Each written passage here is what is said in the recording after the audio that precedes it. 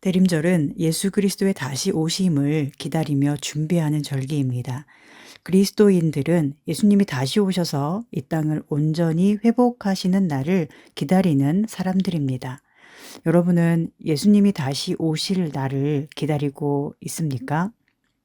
우리가 몸이 아플 때 또는 상황이 너무 힘들 때 간절히 예수님 오시기를 기다릴 수 있는데 그것은 우리의 회복을 기다리는 것과도 연결될 것입니다. 예수님이 오셔서 이 몸을 치유해 주시기를 바라고 예수님이 오셔서 이 힘든 상황을 바로 잡아 주시기를 바라니까요.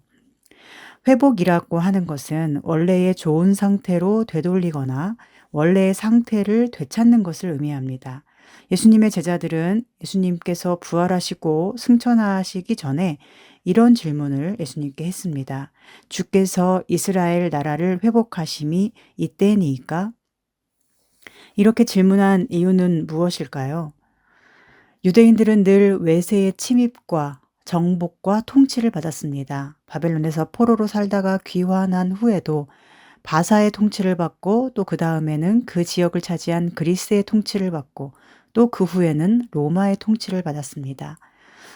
예수님이 오시기 전에 유대인의 상황은 매우 좋지 않았습니다. 식민지로 살면서 백성들은 수탈을 당하고 온갖 세금을 내느라 뼈가 빠질 지경이었고 특히 가난하고 연약한 사람들은 살아갈 소망이 보이지 않았습니다.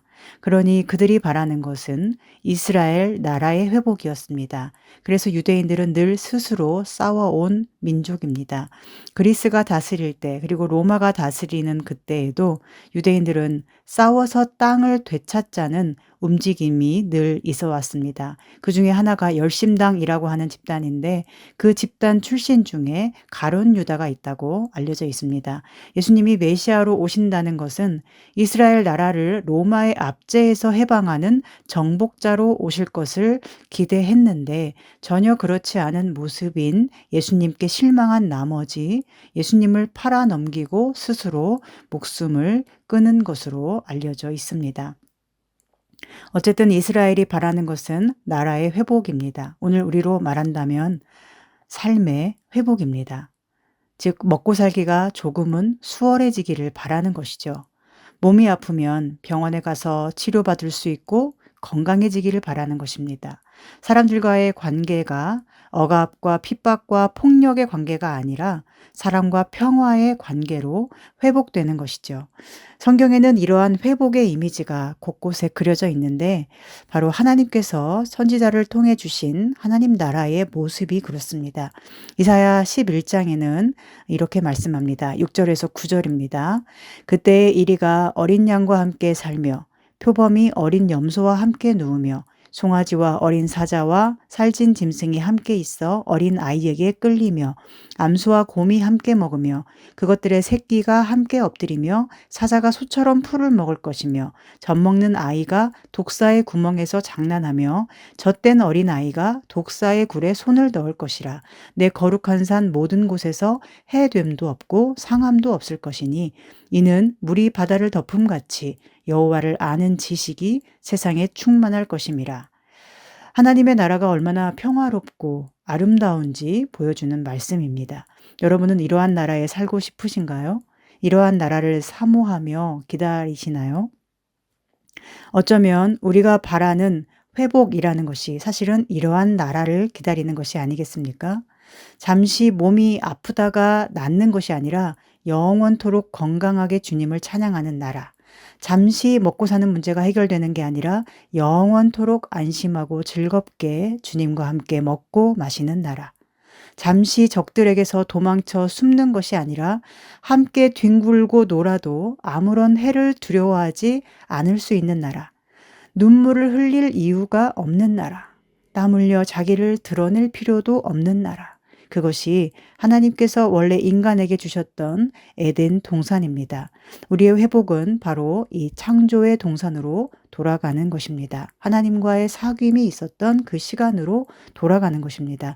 하나님 안에서 모든 피조물이 서로 공존할 수 있었고 아무것도 사람을 해칠 수 없었고 질병도 없고 눈물도 없고 죽음도 없이 영원히 하나님과 함께 할 수 있었던 그 빛으로 가득한 세계 말입니다. 오늘 세례 요한은 바로 이러한 회복을 위하여 선포합니다. 회개하라, 천국이 가까이 왔느니라. 천국은 하나님이 다스리는, 하나님이 통치하시는 왕국을 의미합니다. 에덴 동산이 아름답고 평화로웠던 이유는 그곳의 왕이 하나님이시고 그곳에 살던 사람이 하나님 앞에 순종했기 때문입니다. 그런데 그가 반역하고 죄를 지어 숨었을 때 그곳은 더 이상 사랑과 화평이 넘치는 공간이 아니었습니다. 서로를 헐뜯고 정죄하고 자기 스스로에 대해서도 수치스럽게 생각하는 그런 나라가 되어버립니다. 이 세상과 똑같은 공간이 되어버린 것이죠. 하나님이 왕이 되시지 않는 모든 곳에서 그래서 우리는 천국을 누릴 수 없습니다. 반대로 하나님께서 왕이 되실 때 우리는 그곳에서 천국을 누리며 평화롭고 안전하게 살아갈 수 있습니다. 요한이 외친 것은 천국이 가까이 왔으므로 주께서 오실 길을 준비하라는 것입니다. 길을 준비한다는 것은 당시 황제나 왕이 일정상 어딘가로 갈 때 행차 준비를 하라는 매우 준엄한 명령입니다. 왕이 어딘가를 가려면 그곳에 도로를 정비해야만 했고 왕이 볼 때에 부족함이 없어야만 했습니다. 요한은 그리스도께서 왕으로 오실 것이므로 왕을 모실 준비를 하라고 합니다. 그것은 죄에서 돌이키는 것이고 회개하는 것이고 또한 회개에 합당한 삶의 열매를 맺으며 사는 것이었습니다. 그래서 사람들은 왕의 길을 준비하라는 요한이 전하는 말씀을 두려워하며 그 앞에 나아가 죄를 자복하고 회개했습니다. 아마도 사람들은 세례 요한을 보고 깜짝 놀란 것 같습니다. 이때까지 하나님은 무려 400년 동안이나 선지자를 보내지 않으셨는데 약 400년 만에 갑자기 구약시대 선지자 같은 엘리야 같은 사람이 나타난 것입니다.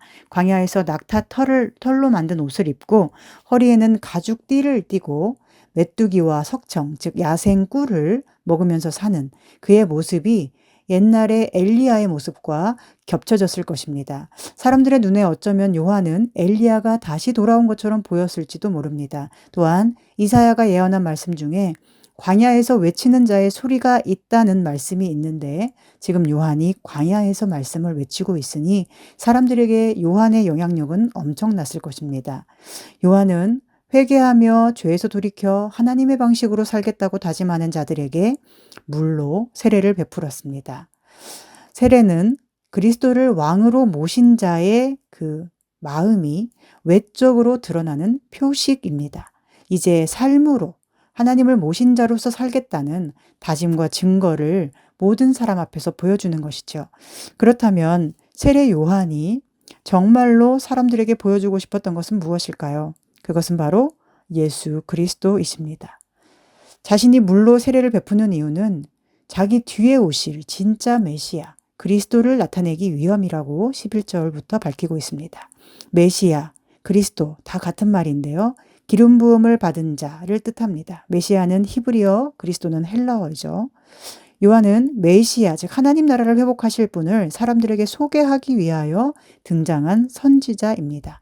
그는 사람들에게 영향력이 있었고 인기도 많았고 그의 말에 힘이 있었고 많은 사람들이 삶을 후회하고 하나님께로 돌이키도록 하는 설득력도 있었지만 그의 중요한 사역은 바로 그리스도를 나타내는 것이었습니다. 나는 그의 신을 들기도 감당하지 못하겠노라 말합니다. 나는 물로 세례를 베풀지만 그는 성령과 불로 세례를 베푸실 것이다 합니다. 그분은 손에 키를 들고 타작마당에서 알곡과 쭉정이를 구분하여 알곡은 곶간으로 들이시고 쭉정이는 불에 던져 태우신다고 말합니다. 메시아의 심판을 말씀하는 것이죠. 그렇다면 오늘 우리의 질문은 이것입니다. 예수님은 어떻게 그리스도이시고 어떻게 하나님의 나라를 회복하셨는가? 우리는 어떻게 회복될 수 있는가? 이것이 중요하죠. 예수님은 십자가에서 우리의 모든 죄를 담당하여 죽으심으로 우리의 그리스도가 되셨고 하나님의 나라를 회복하셨습니다. 하나님을 싫어하여 더러워진 저와 여러분을 십자가의 피로써 깨끗하게 씻어주셨습니다. 하나님을 거역함으로써 원수지간이 되었던 우리를 십자가의 피로 하나가 되게 하셨습니다. 생각해보면 십자가는 정말 위대한 능력입니다. 하나님께서 보시기에 더럽고 악하고 토할 것만 같은 죄악된 우리들이 하나님의 미움과 한숨의 존재가 아니라 하나님의 기쁨이 되어 살 수 있게 해주는 능력이기 때문입니다. 또한 사탄이 늘 손가락질하고 조롱하고 정죄하며 죽이려고 하는 우리들의 처지가 이제는 예수님이 그 모든 조롱과 죗값을 감당해 주셨기 때문에 더 이상 사탄에게 정죄받지 않아도 되는 은혜를 누리게 되었습니다. 십자가를 보십시오. 십자가에서 예수님은 사람들의 미움과 조롱을 받으셨습니다. 그것은 바로 사탄의 조롱과 정죄였습니다. 하나님의 아들이라면 십자가에서 내려와 봐라. 그러면 믿어주겠다. 이러한 모든 외침들은 바로 이 사탄의 정죄에 포함된 소리들입니다.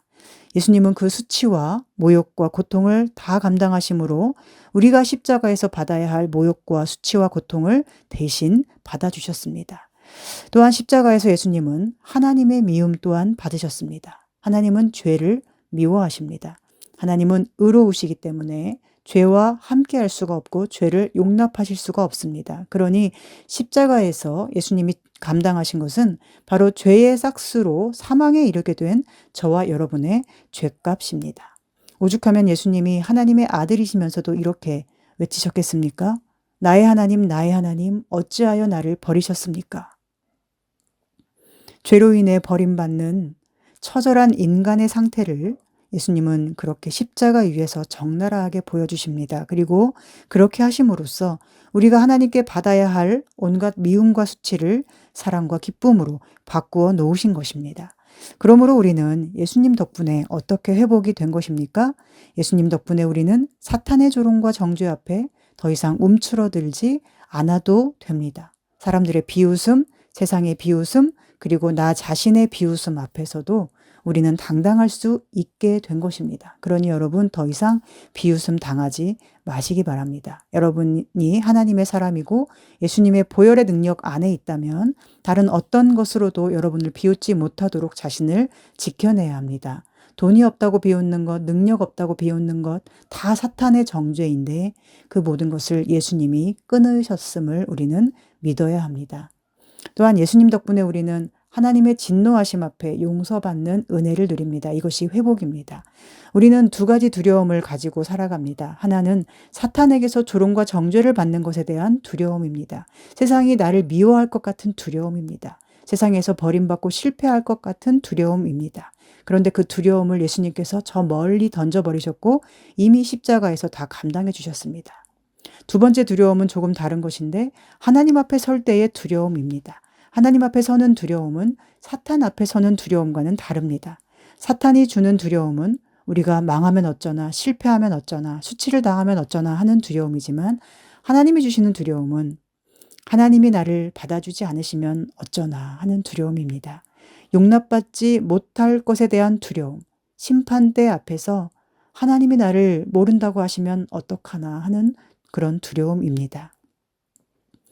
우리는 사탄과 세상이 주는 두려움을 더 크게 보는 경향이 있는데 사실은 진짜 두려운 것은 하나님이 나를 모르시고 싫어하시는 것입니다. 반대로 하나님이 나를 사랑하시고 환영하시고 기뻐하신다면 세상 어디에도 두려울 것이 없습니다. 심지어 죽음조차 두려울 것이 없습니다. 하나님은 생명의 하나님이시기 때문이고 예수님도 죽음을 이기신 생명이시기 때문입니다. 결국 우리가 알 수 있는 것은 회복이란 하나님과의 관계가 회복되는 것이라는 사실입니다. 여러분은 회복되셨나요? 하나님과의 관계가 회복되셨습니까? 하나님이 여러분을 얼마나 사랑하시는지 알고 믿으십니까? 그 믿음 덕분에 세상의 두려움, 사탄의 두려움, 또 사탄의 정죄로부터 자유를 누리고 계시나요? 가난해도 실패해도 부족해도 무능해도 괜찮다고 고백할 수 있다면 그런 나도 여전히 사랑스러운 사람임을 알 수 있다면 바로 그것이 여러분이 하나님과 회복된 관계를 누리고 있다는 증거가 될 것입니다. 하나님과 관계가 회복된 사람에게 나타나는 가장 중요한 특징은 자기를 진정으로 사랑하게 되는 것입니다. 하나님이 사랑하시는 자신을 자기도 사랑할 수 있게 되는 것입니다. 세상이 사탄이 조롱하고 비웃는 그 소리로부터 자유를 누리니까 그런 것으로 자신을 더 이상 비난하지 않게 되는 것입니다. 세상 사람들의 인정을 구걸하지 않게 됩니다. 하나님이 자신을 있는 그대로 사랑하시고 용납하시고 인정하신다는 것을 그는 알고 있기 때문입니다. 그리고 자신을 사랑하는 바로 그 사랑으로 인하여 다른 사람을 사랑할 수 있게 되지요. 많은 심리학자들 또 뇌과학자들이 주장하는 것도 이런 것입니다. 자기를 진정으로 사랑하게 되면 타인도 사랑할 수 있고 자신을 미워하고 있으면 타인도 미워하게 된다고 말입니다. 그런데 우리가 정말 잘 못하는 것이 있죠. 자신에게 엄격하면서 타인에게는 너그러운 사람처럼 하려는 것입니다. 우리가 다른 사람이 어려운 일을 당하거나 어떤 실수와 잘못을 했을 때는 얼마나 너그러운 사람입니까? 정말로 너그러운 척 하는지는 모르겠지만 그래도 자기에게보다는 너그러운 것 같습니다. 그런데 자기에게 똑같은 일이 벌어질 때는 다르게 하는 경우가 많죠. 너 왜 그랬어? 너 바보야? 온갖 비난과 저주를 퍼붓습니다. 다른 사람에게는 그의 실수와 잘못 앞에서도 너그럽게 용서하고 격려하고 인정해주는 말을 하면서 왜 자신에게는 너그럽게 하지 못할까요? 온전히 자신을 사랑하지 못하기 때문이죠. 어떤 개그맨이 강의를 하는데 이런 말을 했습니다. 자기는 옆집 엄마 덕분에 자존감이 키워졌대요. 사람은 남의 집 새끼에게 아무 기대감이 없고 남의 집 새끼 때문에 잠을 못 자겠다 하는 사람이 없대요. 옆집 애가 시험 못 쳐서 어떻게 하며 잠 못 자는 엄마가 없다고 해요. 그런데 그래서 어릴 때 자기 자존감을 키워준 건 옆집 엄마라고 합니다. 눈도 작고 키도 작은 자신에게 아이고 눈도 이만하면 됐다. 키도 이만하면 됐다. 공부는 잘하니? 못합니다. 공부 못해도 된다. 건강만 해라. 건강은 하니? 아니요, 무릎이 안 좋습니다. 성장통이다. 걱정하지 마라. 괜찮다. 다리가 안 부러지기만 하면 된다. 그래서 지금도 무릎 아프면 성장통이라고 생각한다고 합니다. 남한테는 그렇게 잘 말해주면서 왜 자식한테는 그러지 못할까요? 남한테는 잘 위로하면서 왜 자신에게는 격려하지 못할까요? 다 같은 것입니다. 자기 자신과 자기의 자식이 똑같이 연결돼 있어서 즉 자기를 사랑하지 못해서 그렇습니다. 하나님과의 관계가 온전히 회복될 때 우리는 자신에게 너그러워집니다. 이런 나도 주님이 사랑하셨으니까 주님이 나를 사랑하신다는데 내가 뭐라고 나를 비난하겠습니까? 하나님이 이쁘다는데 하나님이 기쁘시다는데 내가 뭐라고 스스로를 미워하고 배척하겠습니까? 또한 그 눈으로 본다면 타인이 얼마나 예뻐 보이겠습니까? 제가 작년에 암에 걸렸을 때 여러분에게 처음으로 말하면서 많이 울었지 않습니까? 사실은 암이라는 진단을 처음 병원에서 받았을 때도 눈물이 터져 나왔습니다. 그 이유는 단순히 무서워서가 아니라 개척하고 1년 만에 이런 일이 일어났다는 것을 우리 성도님들에게 어떻게 말해야 하는가. 그것이 너무 슬펐기 때문입니다. 며칠 동안 마음을 추스르고 강단에 섰는데도 그 이야기를 꺼내는 것이 쉽지 않았습니다. 그래서 참으려 하면서도 계속 눈물이 흘렀던 것 같습니다.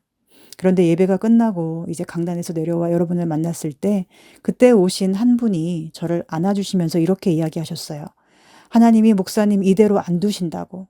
하나님이 목사님 반드시 잘해주신다는 그런 뉘앙스의 이야기를 하시면서 저를 안아주셨는데 그 따스했던 위로가 가끔 기억이 납니다. 그분이 저에게 제가 힘들 때 그런 이야기를 해주셨는데 그분이 스스로에게도 그렇게 하실까 이런 생각이 들 때가 있습니다. 그렇게 하시면 좋겠다는 생각을 합니다. 우리는 남이 힘들고 아플 때는 잘 위로하고 격려하면서 자기에게는 그렇지 못할 때가 많이 있지만 우리가 더 잘해야 하는 것은 바로 자신에게 해주는 것입니다. 회복된 사람의 또 다른 중요한 특징이 있습니다. 그것은 하나님이 보내신 자를 알아보는 눈이 있다는 것입니다. 즉 분별력이 있다는 것이죠. 오늘 세례 요한은 사람들에게 영향력이 많았습니다. 400년 만에 하나님이 보내신 선지자로서 이 땅에 존재했습니다. 그리고 그는 자신이 하나님께서 보내신 선지자였기 때문에 하나님께서 보내신 자를 알아보는 눈이 있었습니다. 그래서 사두개인들과 바리새인들이 다가올 때 그들에게 뭐라고 말합니까? 독사의 자식들아, 누가 너희를 가르쳐 임박한 진노를 피하라 하더냐. 사두개인이란 대제사장의 무리들을 의미합니다. 사독 계열로 이어진 대제사장직을 의미하는 사독이라는 단어의 어원을 쓰고 있는데 당시에 로마 권력에 영합하여 돈으로 사제직을 사고 팔던 타락한 종교 지도자들이었습니다. 그들은 천사도 부활도 안 믿고 오직 이 땅에서 누리는 권력과 부와 명예만을 중요하게 여겼습니다.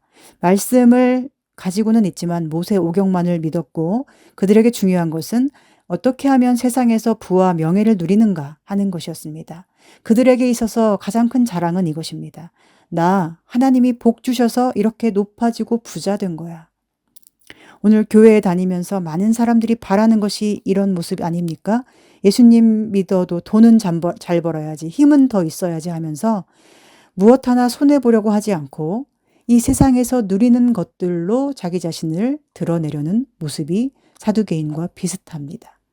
반대로 바리새인들은 얼마나 말씀을 철저하게 지키려는지 십계명을 어떻게 하면 잘 지킬지 정하려고 율법을 수백 개의 조항으로 쪼개어서 구체적인 상황마다 어떻게 해야 율법을 지키는 것인지를 다 정해놨습니다.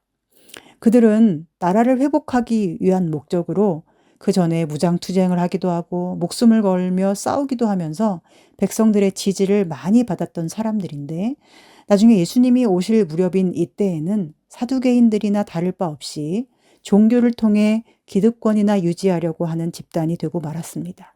그들의 자랑은 이것입니다. 나는 하나님을 위해서 이렇게 올바르게 살고 있어. 너 그게 뭐야? 나처럼 이렇게 해야지. 이렇게 자기 의를 드러내며 다른 사람을 정죄합니다.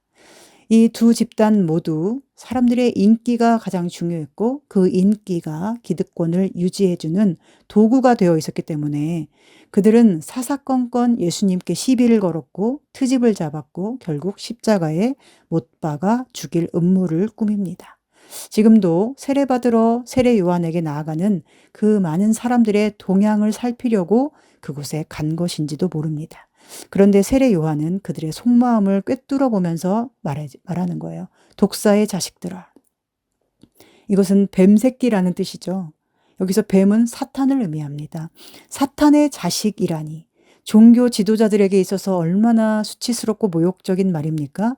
그런데도 요한은 서슴지 않고 그 기득권의 위층에 있는 자들에게 공격적으로 퍼붓고 있어요. 왜 그랬을까요? 만약 세례 요한이 하나님께서 보내신 선지자가 아니었다면, 즉 그가 자기 뜻대로 혹은 사람의 뜻대로 그 자리에서 세례를 베풀고 있는 중이었다면 높은 지위에 있는 사두개인과 바리새인들이 왔을 때 그 앞에서 굽신굽신하거나 그들이 와주었기 때문에 내가 베푸는 이 세례가 더 힘을 얻었다라고 좋아했을지도 모릅니다. 그러나 요한은 하나님께서 보내신 자였기 때문에 하나님이 보내시지 않은 자들을 볼 때 화가 나고 그 속에 노여움이 일어났던 것입니다. 그들의 권력과 힘과 명예가 다 뱀이 준 것이라고 생각합니다. 이것이 바로 하나님이 보시는 그들의 모습이 아니었을까요? 속에 있는 더러움과 가식과 위선으로 하나님을 진노하게 하고 도저히 하나님을 참을 수 없게 만드는 모습을 하나님이 보내신 세례 요한은 하나님과 함께 보고 있었던 것입니다. 그런데 이런 요한이 예수님께는 어떻게 합니까? 하나님께서 보내신 자, 그리스도이신 예수님께는 내 뒤에 오시는 이는 나보다 능력이 많으시니 나는 그의 신을 들기도 감당하지 못하겠노라. 예수님의 겉모습은 연약하고 볼품이 없으셨어요. 가난한 나사렛 마을의 목수 아들로 태어나셨습니다. 학교도 많이 다니지 못했을 것이고 학위도 없으셨을 것이고 별로 인기도 없고 힘도 없고 영향력도 없으셨어요. 그런 분에 대하여 요한은 그분은 나보다 능력이 훨씬 많을 뿐 아니라 나는 그분에 비하면 그분의 신발을 들 자격도 없을 만큼 매우 작고 하찮은 존재라고 고백하고 있는 것입니다. 우리가 하나님과의 관계가 회복됐을 때 나타나는 중요한 특징이 바로 여기에 있습니다. 하나님의 사람을 알아보는 것. 하나님께서 보내신 자를 알아보고 섬길 줄 아는 것입니다. 그러나 얼마나 많은 그리스도인들이 하나님의 사람을 못 알아보고 도리어 하나님이 보내지 않은 사람에게는 잘 해주고 하나님이 보내신 자에게는 함부로 하며 그 마음을 슬프게 하는 일이 많이 있습니까? 성경에 보면 하나님이 보내신 사람, 즉 진짜 선지자들은 거의 대부분이 백성들에게 핍박을 받고 거절을 당합니다. 에스겔, 예레미야, 이사야 모두 하나님께서 보내신 선지자들인데 백성들이 알아보지 못해서 핍박을 당하고 박해 속에서 사역하다가 죽어갔습니다. 미가야라는 선지자가 하나님의 말씀을 붙들고 전하고 있을 때 왕의 힘을 등에 업은 시드기야라는 선지자는 하나님께서 자기를 보내지 않았는데도 자기 입으로 하나님의 말씀이라며 강하게 전했고 참 선지자인 미가야를 때리기까지 했습니다. 우리는 누가 하나님이 보내신 사람인가를 분별할 수 있어야 합니다. 분별하지 못하면 우리는 예수님을 십자가에 못 박는 자가 될 수밖에 없습니다. 하나님을 위해서라고 하면서 예수님을 죽인 자들이 바로 바리새인과 사두개인들입니다. 또한 그들에게 미혹되어 예수님을 죽이라고, 강도를 놓아주라고 소리친 사람들이 바로 백성들입니다. 오늘 우리가 회복될 때 어떤 상황에서도 우리는 예수님을 섬길 수 있게 되고 하나님 나라를 누릴 수 있게 될 것입니다. 구유에 누워야 하는 고통스러운 상황에서도 그곳에서도 경배할 분을 알아보고 찬송을 드리는 것이 하나님의 나라입니다. 예수님이 누우신 구유 안에서 천사들과 목자들은 찬송하며 경배했습니다. 동방의 박사들은 헤롯 왕궁이 아닌 구유를 향하여 왕께 경배했습니다.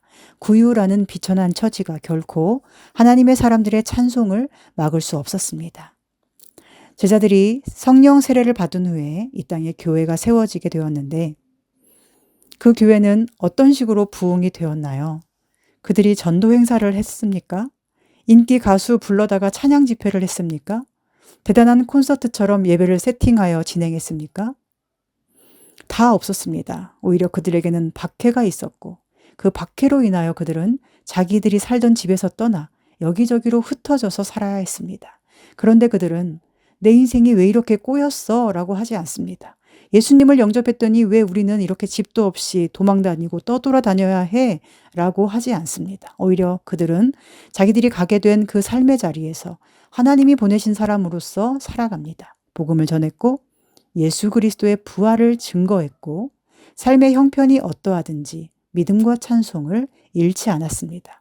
상황이 흔들 수 없는 믿음, 고난이 꺾을 수 없는 기쁨과 소망, 바로 이것이 초대교회의 부흥이었습니다. 오늘 우리 교회의 부흥은 무엇인가요? 여러분은 교회에서 무엇을 기대하십니까? 우리 교회에서 회복되어야 할 가치는 무엇이겠습니까? 그것은 이곳에서 예배하는 여러분 한 분 한 분의 믿음이 회복되는 것입니다. 하나님과 관계가 온전히 회복됨으로써 자기 자신을 먼저 사랑하고 타인을 사랑하며 하나님이 보내신 자를 알아보고 섬길 줄 아는 것. 이것이 우리의 부흥이고 회복일 것입니다. 우리는 하나님이 보내신 자가 아니라면 그가 어떤 말을 하든 흔들리거나 괴로워하거나 그 말 때문에 자신을 정죄하지 않아야 합니다. 왜냐하면 예수님께서는 알곡과 쭉정이를 구분하실 것이고 갈라내어서 알곡은 곳간으로 모아 영원한 기쁨을 누리게 하시고 쭉정이들은 꺼지지 않는 불에 던져 태우실 것이기 때문입니다. 그날에 알곡이 되어 주님 품에 안긴다는 기쁨, 이것이 세례 요한과 초대교회 성도들이 품고 살았던 하나님 나라의 소망이었습니다. 예수님이 다시 오실 때 하나님의 나라는 완전하게 회복될 것이고 우리는 그 나라에서 아무것도 방해하지 못하는 영원한 찬양을 하나님께 드리게 될 것입니다. 사자와 어린 양이 뛰어놀고 누구도 자신의 가치를 스스로 증명하지 않아도 되고 누구도 다른 사람을 해치려 하지 않고 오직 하나님을 예배하는 것이 가장 큰 즐거움이 되는 영원하고 안전하고 평화로운 나라에 살게 될 것입니다. 그리고 그곳에는 하나님께서 보내신 사람들이 함께하게 될 것입니다. 그래서 우리는 다시 안 볼 사람들이 아니라 영원히 볼 사람들입니다. 그렇기 때문에 우리는 더 소중하고 서로를 소중히 대할 줄 알아야 합니다. 저는 여러분이 다 하나님이 보내신 분들이라고 믿고 있습니다. 그래서 저는 여러분을 사랑하고 소중히 여깁니다. 목사는 성도를 잘 만나야 하고 성도는 목사를 잘 만나야 합니다. 여러분 보시기에 저도 하나님께서 보내신 사람이 맞습니까? 언제나 하나님이 보내신 나 자신을 사랑하고 하나님이 보내신 사람을 귀하게 여기며 어떤 어려움 속에서도 구유에 누워야 할 순간에도 박해를 피해 도망갈 순간에도 하늘 소망 잃지 않고 어느 자리에서나 예수 그리스도의 구원의 능력을 찬송하는 참된 회복과 부흥이 우리 모두에게 있기를 간절히 소망하고 축복합니다. 하나님, 부족한 우리에게 찾아오셔서 하나님 나라를 꿈꾸는 회복을 누리게 하시니 감사합니다. 하나님과의 관계가 온전히 회복되어 자신을 온전히 사랑할 수 있도록 도와주옵소서. 또한 하나님이 보내신 자를 알아보고 사랑하며 섬길 수 있는 힘을 우리에게 주시옵소서. 그래서 세례 요한처럼 초대교회 성도들처럼 주님을 영접한 그 귀했던 사람들처럼 구유와 같은 어려움 속에서도 찬송과 기쁨을 잃어버리지 않으므로 주님의 생명의 복음을 늘 전하며 살 수 있도록 인도하여 주옵소서. 예수님의 이름으로 기도합니다. 아멘.